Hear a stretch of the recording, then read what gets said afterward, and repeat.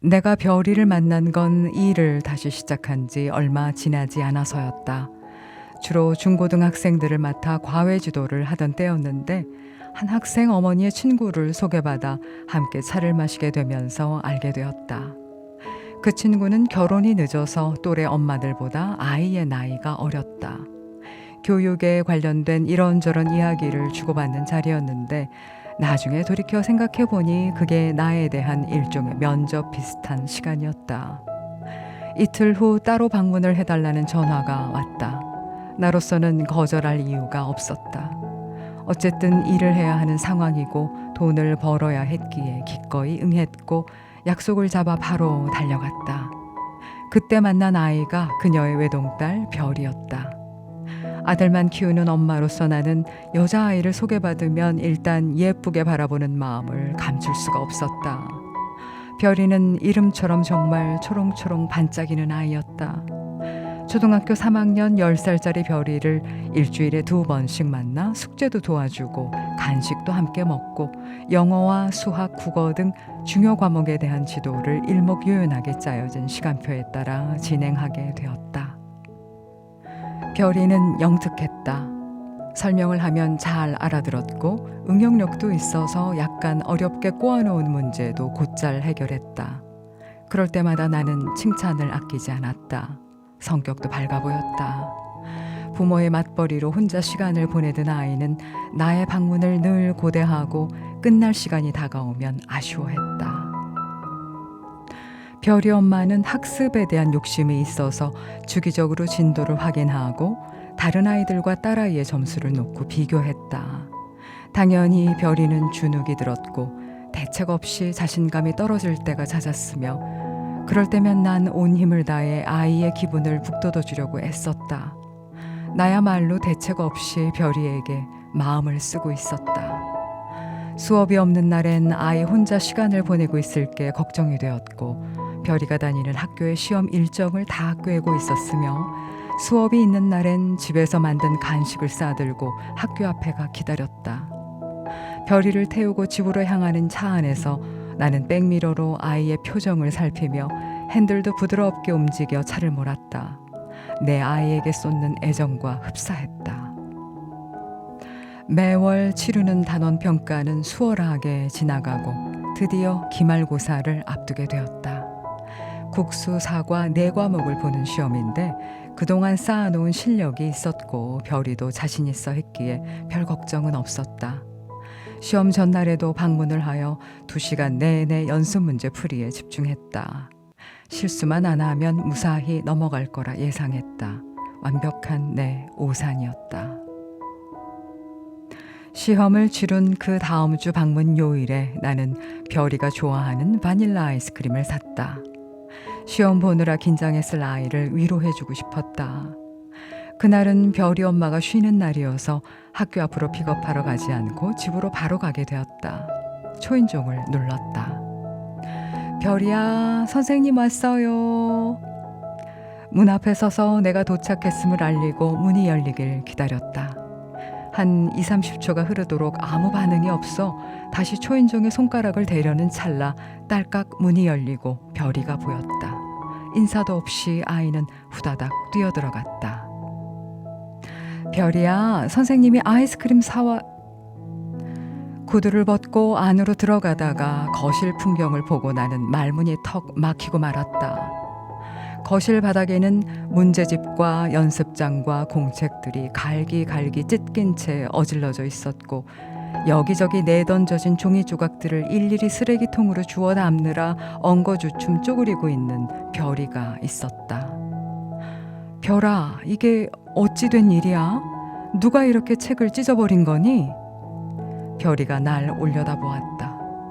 커다란 눈망울이 두려움과 수치심으로 떨며 얼굴엔 온통 눈물 범벅이었다. 갑자기 가슴 언저리가 뻐근해 왔다. 아이의 눈물을 닦는 내 손이 떨려왔다. 훌쩍거리며 띄엄띄엄 자초지종을 설명하는 별이를 보며 안타까움이 속절없이 밀려왔다. 사정은 이러했다. 기말고사 4과목 중에 딱 한 문제를 틀려서 395점을 받아 별이가 반 2등을 한 것까지는 좋았으나 틀린 문제가 어떤 문제였고 별이가 어떻게 답을 기재했는지가 이 상황의 원인이었다. 국어 맨 마지막 문제는 별이가 다니는 학교의 이름을 한자로 쓰는 문제였고 예상하지 못한 돌발 문제였다. 그러나 영어 단어만큼 한자어의 중요도가 높다고 생각한 나는 수업 때마다 5자씩의 한자를 그림 설명을 곁들여 익히게 했다. 학부모들이 좋아하는 부분이기도 했다. 나의 애제자 별이는 수월하게 답안을 써넣었고 100점을 예상하고 있었는데 채점 결과 400점 만점이 아닌 걸 안 별이 엄마가 실망을 했고 담임을 만나 별이의 시험 문제지를 확인하게 되었다. 별이의 학교 이름은 두 번째 글자가 일, 즉 한일자로 끝나는 학교명인데 첫 글자가 특히 획이 많아 어린 초등학교 저학년이 쓰기엔 약간 어려웠지만 두 번째 글자는 한일자였다. 나도 그렇고 별이 엄마도 당연히 첫 번째 한자를 틀렸으리라 생각했다. 그러나 별이가 틀린 한자는 두 번째 한자였다. 한일을 날일로 썼던 것이다. 이 부분에서 별이 엄마는 폭발하고 만 것이다. 딸아이를 쥐잡듯 몰아대며 혼을 내고 한일자 하나도 제대로 못 쓰는 못난이라며 다 집어치우라고 책꽂이에 꽂힌 책들을 몽땅 뽑아 아이의 면전에서 발기발기 찢어 던지고 분풀이를 해댄 것이다. 그러나 곧 내가 방문할 시간임을 알고 자리를 피해 나가버린 것이었다. 선생님, 그래도 저는 공부할 거예요. 문제집 다시 사놓을게요. 죄송해요, 선생님. 죄송해요. 흩어진 종이 조각들을 치우며 난 별이와의 공부를 계속할 수 있을지 의문이었지만 그날 이후 별이 엄마로부터 따로 요구사항은 없었고 교육비도 제 날짜에 입금이 되었다. 일단 이번 기말고사는 넘어갔지만 그 다음 학기를 예습해야 하고 예상치 못한 변수들도 미리 대비해야 했다. 겉으로는 평온하지만 사실은 긴장을 내려놓을 수 없는 나날이 지나갔다. 곧 방학이라 시험에 대한 압박은 없었다. 방학이 시작되면서 새로이 맡게 된 학생들이 늘어나고 나는 자연히 더 바빠졌다. 정신없이 돌아다니다 보니 이것저것 빠뜨리거나 잃어버리는 것도 생겼다. 펜을 가장 많이 잃어버렸고 어느 땐 돈도 잃어버렸다.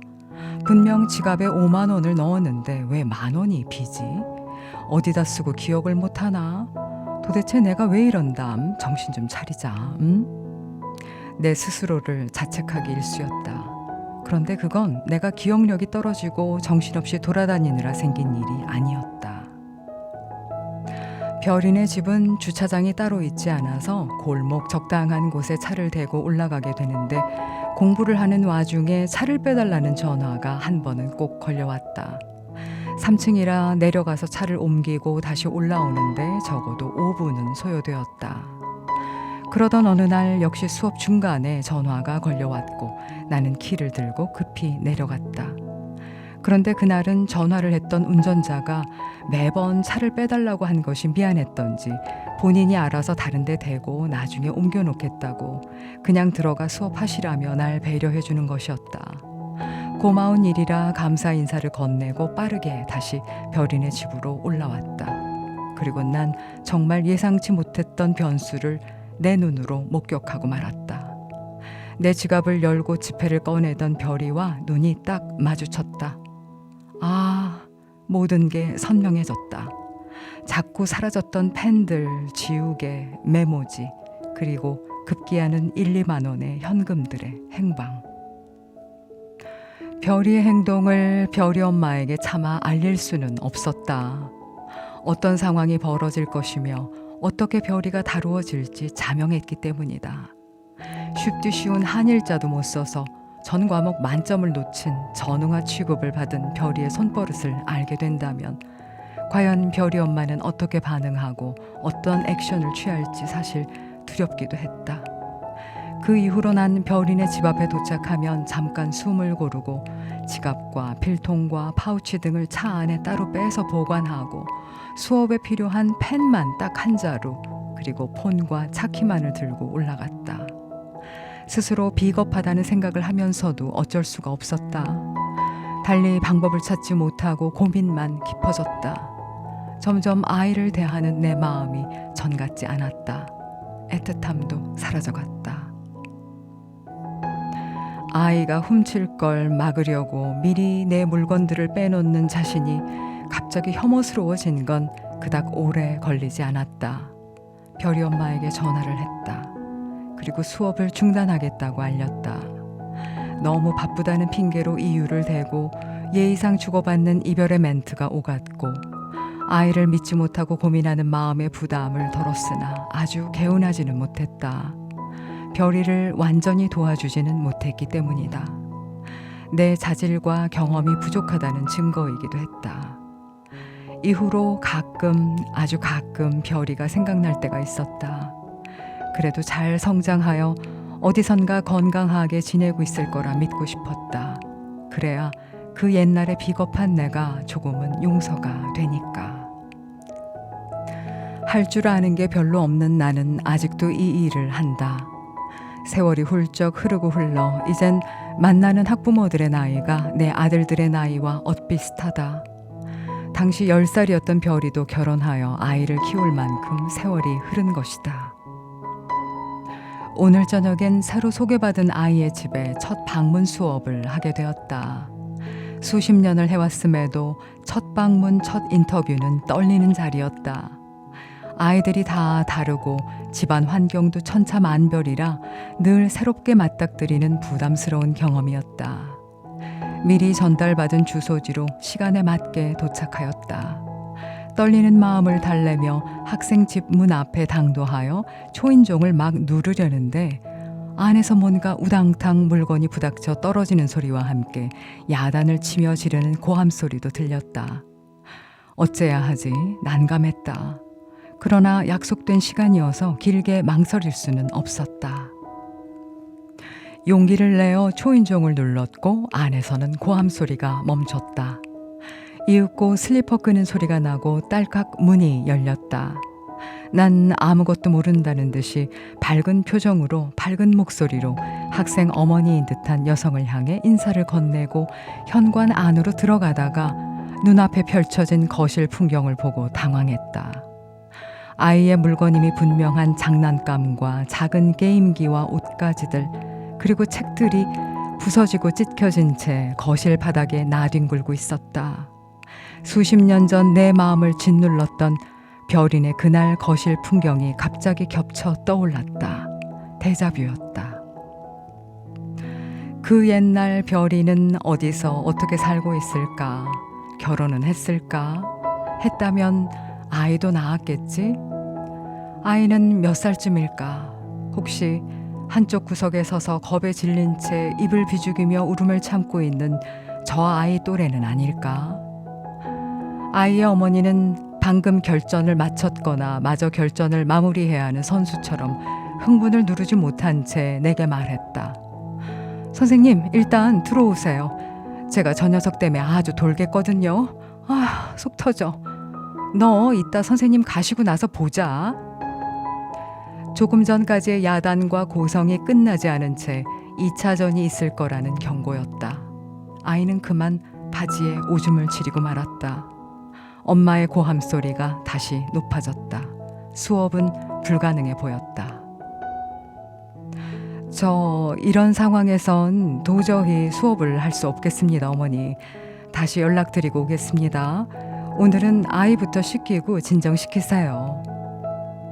진정시켜야 할 장본인은 아이가 아니라 길길이 흥분한 아이의 엄마였다. 문을 닫고 돌아 나오는 발걸음이 가볍지 않았다. 오늘도 난 그때처럼 등을 돌리고 비겁하게 자리를 벗어났다. 수업을 시작하기도 전인데 이러면 진행을 할 수 있을까? 저 아이는 지금 얼마나 두려움과 수치심으로 떨고 있을까? 얼마나 마음의 상처가 깊게 남을까? 내가 과연 그 전과는 다르게 행동할 수 있을까? 그렇다면 어떻게 해야 할까?